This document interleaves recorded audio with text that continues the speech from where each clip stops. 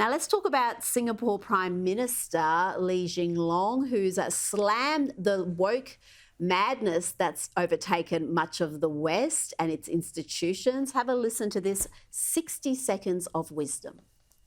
In the West, they got a movement called wokeness, where you are super sensitive about other people's issues and you become hypersensitive when other people somehow or other say things or mention things or refer to you without the respect which you or your super subgroup feel you are entitled to. It leads to very extreme attitudes and social norms, particularly in some academic institutions, universities. You talk about safe spaces, you talk about appropriate pronouns, you talk about how I'm about to say something which may be offensive to you. If you don't want to hear it, perhaps you'd like to leave now. And life becomes very burdensome. And I don't think we want to go in that direction. It does not make us a more resilient, cohesive society with a strong sense of solidarity. We must be more robust. Hallelujah. Gabby, can we elect him Prime Minister here, please? Please. Please Section 44 of the Constitution. But he makes so much sense. But he's completely right. You know, even just on this show, what we've discussed already, look at what's happening in Scotland, in the UK, where they're all going crazy over these hate speech laws. We're seeing this teacher that has been sacked for promoting critical thinking. Like, that is when the woke just gets absolutely too crazy. And he's completely right. Look at us as a society. We're so much stronger when we're in solidarity with one another. Yeah, I mean, I was going to say, Cameron, Rita... what I liked, what he said was about resilience. Sorry to interrupt you there, but what he talked about, all these sort of ideologies are not bringing us together. They're just making us more fragile and fractured, and there's no resilience with so many youngsters these days. I mean, it's so true. And I just wish we had that type of common sense here. It makes me miss Singapore even more. It's my homeland.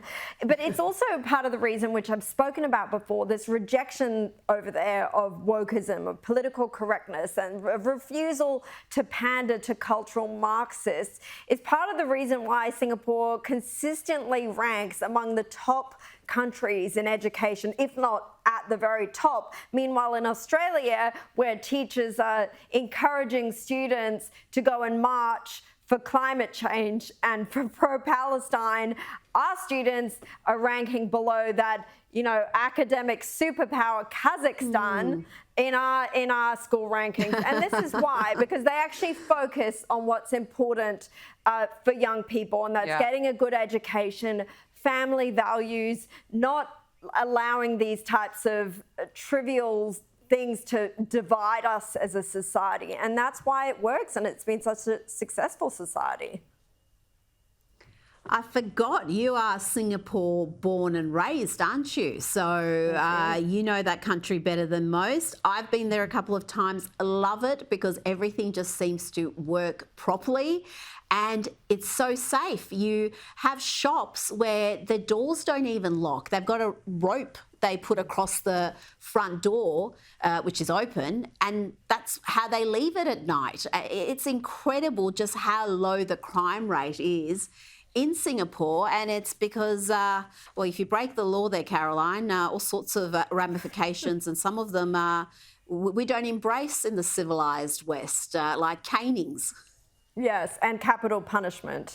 But it is one of the reasons that they have a zero tolerance approach to drugs, and there is extremely low levels of violent crime.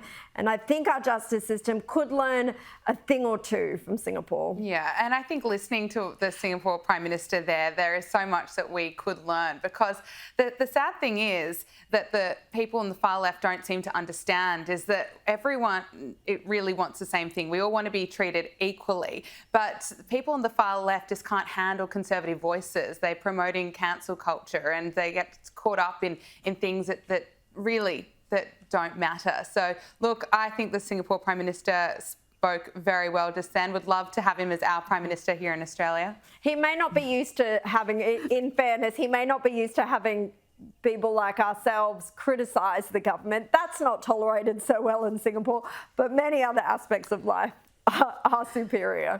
It is, and I disagree, Gabby. I don't reckon the far left want equal treatment. I think they want special treatment for those who they deem to be special, which is them, and everyone else can deal with whatever's left. Yeah.